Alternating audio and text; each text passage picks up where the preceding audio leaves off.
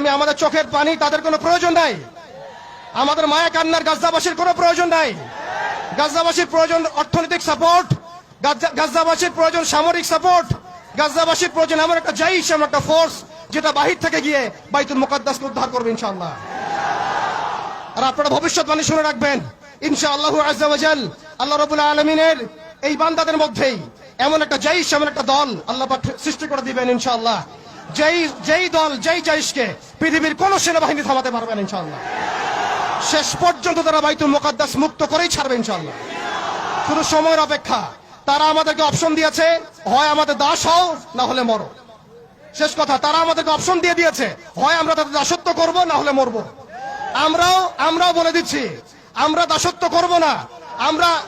আমরা হয় শহীদ হব অথবা স্বাধীনতা ছিনিয়ে নিয়ে আসবো ইনশাআল্লাহ। হয় আমরা শহীদ হব না হলে স্বাধীনতা ছিনিয়ে নিয়ে আসবো ইনশাআল্লাহ। আল্লাহ পাক আমাদের বাংলা তাওহীদের জনতাকে কবুল করেন, আমিন।